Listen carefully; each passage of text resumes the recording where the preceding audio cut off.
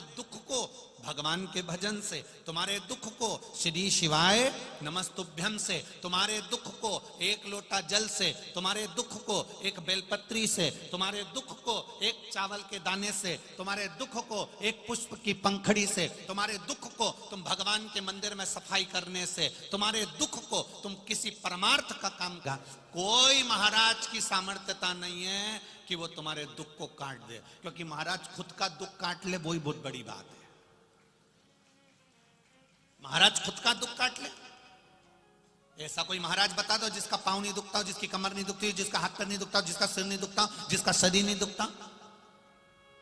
शरीर में कष्ट होगा, वो कितना भी विद्वान से विद्वान है तो भी उसको डॉक्टर के पास जाना पड़ेगा। पर डॉक्टर से जब वो औषधि लेगा और शंकर जी को दिखा कर कहेगा इसको अमृत कर दीजिए, तब विश्वास को रख कर खाएगा, तब जाकर उसका भी कार्य सफल हो जाएगा। दुख तुम्हें अपने आप में काटना है, कोई दुख काटने के लिए कोई दूसरा नहीं आएगा। किसी भ्रम में मत पड़ जाना, अंधविश्वास में मत पड़ जाना और ढोंग प्रपंच में मत पड़ जाना। पढ़ना तो मेरे शंकर भगवान के चरणों में जाकर पड़ जाना, वो काट दे।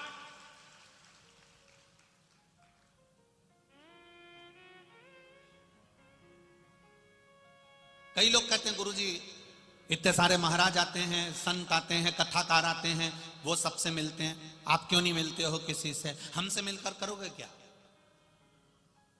हम ना तो कुछ बताते हैं और ना हम कुछ जानते हैं, हमको कुछ आता भी नहीं। केवल ये व्यासपीठ है, ये कुबेरेश्वर बाबा की शिव महापुराण की पोथी है और बाबा का भजन है, श्री शिवाय नमस्तुभ्यम मंत्र है और एक लोटा जल है। बस इतना जानते हैं कि एक लोटे जल को चढ़ाते चढ़ाते जब सियोर वाला महाराज भी यहाँ तक पहुँच सकता है तो आप भी उस जल के सहारे वहाँ तक पहुँच। किसी का भाग्य लिखना या किसी का भाग्य बताना या आपके जीवन में क्या हो रहा है ये बताना हमारे बस की बात नहीं है। हमें कोई विद्या या कोई सिद्धि हमारे पास में नहीं है, हम तो केवल भगवान का भजन करते हैं और आपसे भी करवाते हैं, क्योंकि दुख कोई दूसरा नहीं काट सकता, दुख आपको स्वयं काटना है। पत्नी का सिर दुखेगा, पति बाम लगा सकता है, पति दवाई लाकर दे सकता है, पर पत्नी के सिर दर्द को पति ले सकता है क्या? बोलो, जम के बोलो, नहीं ले सकता। दर्द उसको ही सहन करना पड़ेगा, दर्द उसको सहना पड़ेगा। जब एक पति पत्नी के सिर दर्द को नहीं ले रहा है, दवाई दे देगा, औषधि दे देगा, बाम लगा देगा, पानी ला देगा, चाय बना के पिला देगा, सब कुछ कर देगा, पर उसके दर्द को पति नहीं ले सकता। पति के दर्द को पत्नी नहीं ले सकती, भाई के दर्द को भाई नहीं ले सकता। पर इतना जरूर हो सकता है कि जैसे पत्नी दवाई खाएगी तो पत्नी का सिर दर्द बंद होगा। अगर आप शंकर के मंदिर जाओगे तो आपका दुख कट जाएगा, ये निश्चित। आप उसकी चौखट पर जाइए, आप उसके दरवाजे पर जाइए, आप उसकी शरणागति पर जाइए, और जब आप शरणागति में पहुंचोगे, उसके भजन में पहुंचोगे, उसके कीर्तन में पहुंचोगे, उसके मंत्र जाप में पहुंचोगे। यहां 7 दिन आप लोग आए हो, 7 दिन यहां पर लोग आए हुए हैं।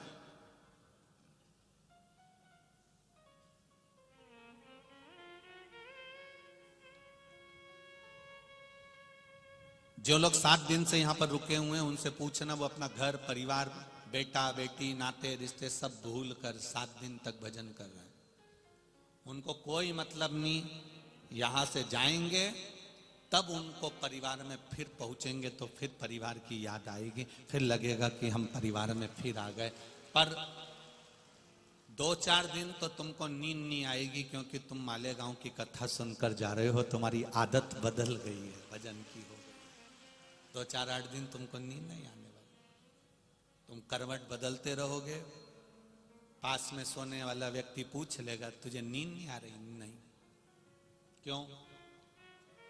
सपने में मेरे को वो महाराज दिख रहा है,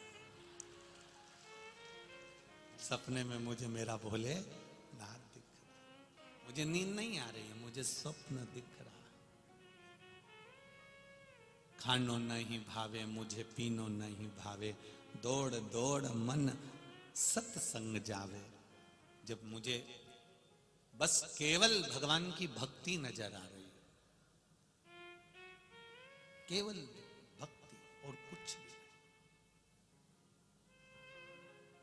भजन का जब बल बढ़ जाता है तब कुछ भी दिखता नहीं। गुरुजी ने पूछा था कौरवों से भी और पांडवों से भी इस पेड़ पर क्या दिख रहा है, तो कोई के पेड़ दिख रहा है, कोई के पक्षी दिख रहा है, कोई के उसके पंख दिख रहे हैं, कोई के उसके पास फल दिख रहा है। केवल एक था जिसने कहा पक्षी का केवल नेत्र नजर आ रहा है, जिसने एक निशाना बना लिया है कि मुझे अगर दुख आएगा मैं किसी के पास नहीं जाऊंगा। जिसने एक निशाना बना लिया, एक लक्ष्य बना लिया कि मुझे दुख आएगा मैं किसी के पास नहीं जाऊंगी, डॉक्टर को दिखाऊंगी और फिर महादेव के पास जाकर कह दूंगी कि तेरे भरोसे पर दिखा के आई। दुख आएगा, उस कुछ टूट जाए,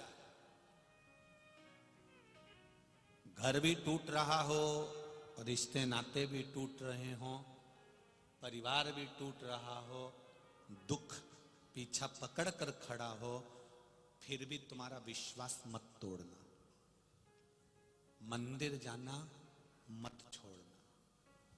क्यों नहीं छोड़ना? मायके वाले दुख की घड़ी में बार बार आकर नहीं खड़े होंगे, ससुराल वाले दुख की घड़ी में बार बार आकर नहीं खड़े होंगे, पर जिसके दरवाजे पर तुम रोज जा रही हो एक लोटा जल लेकर शंकर भगवान का गुणगान गा रही हो, वो दुख की घड़ी में रोज आकर खड़ा हो सकता है। वो फ्री होकर की हो जाएगी। जब विश्वास पक्का हो जाएगा फिर आप डोल नहीं सकते। धर्म की जय हो, अधर्म का नाश हो, प्राणियों में और विश्व का कल्याण। ये विश्व का कल्याण तब होगा जब हम किसी न किसी रूप में सत्कर्म में लगे।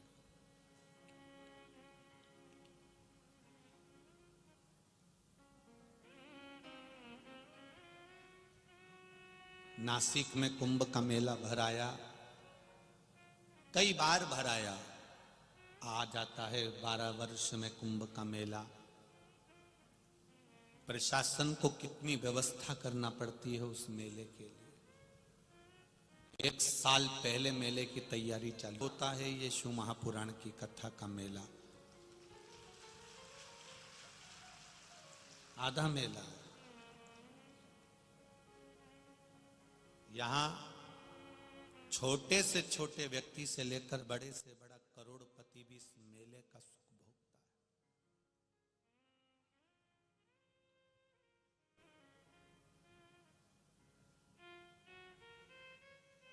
कुंभ के मेले में कभी पत्नी खो जाती है, कभी पति खो जाता है, कभी बच्चे खो जाते हैं, कभी पड़ोसी खो जाता है, कभी माता खो जाती है, कभी पिता खो जाता है, कभी बहन खो जाती है, कभी भाई खो जाता है।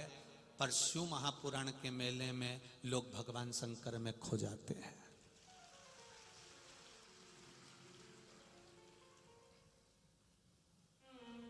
यहां शिव में खो रहे हो आप। डब्बा सड़ने लगता है। बहुत दिन तक लोहे की बाल्टी में, प्लास्टिक की बाल्टी में, एल्युमिनियम, स्टील, कोई भी बर्तन में आप रख कर रखिए, पीतल, एल्युमिनियम जो में रखोगे वो सड़ने लगेगा। बहुत दिन तक कचरा रखोगे तो बर्तन सड़ने लगेगा। इसलिए इस मन रूपी बर्तन में बहुत दिन तक अहंकार को मत रखना, लोभ को मत रखना, दुश्मनी को मत रखना, कपट को मत रखना, बेईमानी को मत रखना, वरना ये बर्तन सड़ने लगेगा, बदबू मारेगा। बर्तन बदबू मारने लगता है।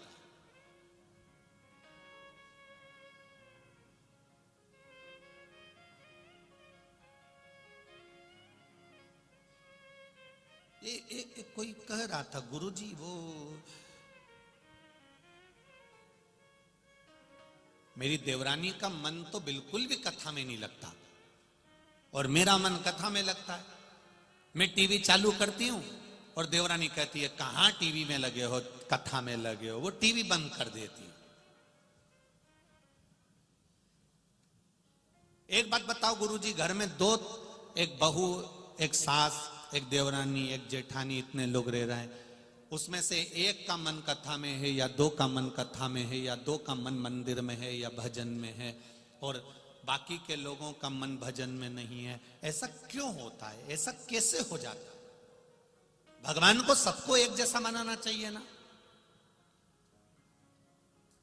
जब पति भजन करता है तो पत्नी को भी भजन वाला बनाओ, बहन भजन करती है तो भाई को भी भजन वाला बनाओ, माँ अगर भजन करती है तो बच्चों को भी भजन वाला बनाओ। पर ये क्यों भगवान ऐसा करते हैं कि इनको बिना भजन का बना देते हैं, हमको भजन वाला बना देते हैं? हमने कहा ये आज का नहीं है, ये पुराने जमाने का है। आपने पूर्व में कोई अच्छा काम करा होता है तो इस जन्म में तुम भजन में लगे रहते हो, भगवान की भक्ति में लगे रहते हो। पूर्व के पुण्य से तुम्हें आज कथा सुनने को मिल रही है, भजन करने को मिल रहा है, सत्संग करने को मिल रहा है। भगवान मौका दे रहा है कि पूर्व में जो तूने पुण्य करा था तो ये मनुष्य का शरीर मिल गया, अच्छा शरीर मिल गया, परिवार अच्छा मिल गया, कुटुंब अच्छा मिल गया, इसको और बढ़ा ले तो तू थोड़ा भजन और कर ले। ये भगवान की कृपा से प्राप्त हुआ है। पूर्व में अच्छे थे तो आज भी तुम अच्छे हो और पूर्व में गड़बड़ थे तो आज भी तुम गड़बड़ हो। और नहीं मानो तो एक प्रैक्टिकल करके देखना। एक डब्बी में हींग, क्या हींग जो सब्जी में डालती हो, अचार में डालती हो, एक डब्बी में हींग रख देना। डब्बी में से हींग रखने के बाद में 2-4-8 दिन के बाद वो डब्बी को खाली कर देना। पानी से धो लेना, साबुन से धो लेना, सर्फ से धो लेना, फिर खोलना। सुखाने के बाद हींग की बदबू जाएगी कि नहीं जाएगी? बोलो बोलो, जम के बोलो। नहीं जाएगी।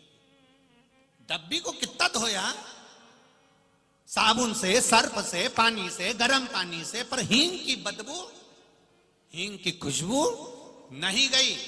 उसी तरह पूर्व में जो तुम थे वो हींग की डब्बी भले खाली कर दी, पहले अपन ना जाने क्या थे, कोई कुछ था, कोई कुछ था, 84 लाख योनियां का डब्बी भले खाली कर दी, डब्बी भले धो दी, डब्बी भले साबुन से, सर्फ से, सबसे धोई गई, पर वो हींग की बदबू, हींग की खुशबू नहीं गई। उसी तरह हमारे 84 लाख जन्म निकल गए और 84 लाख जन्म निकले।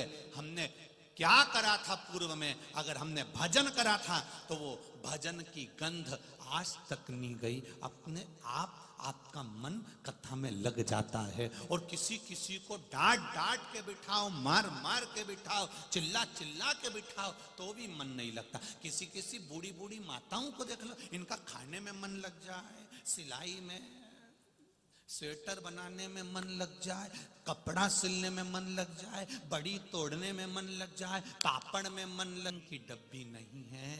ये तो अब नहीं बोलूं तो अच्छा है, ये हींग की डब्बी नहीं,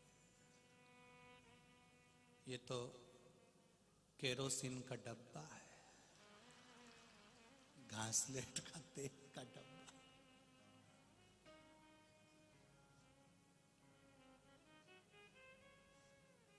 घासलेट के तेल का डब्बा देखा तुम? लग रहा केरोसिन का डब्बा।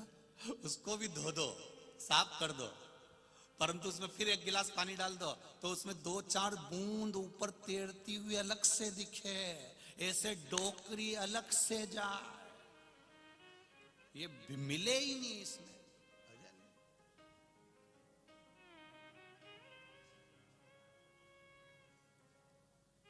तो मेरी मालेगांव की हींग की डब्बियों,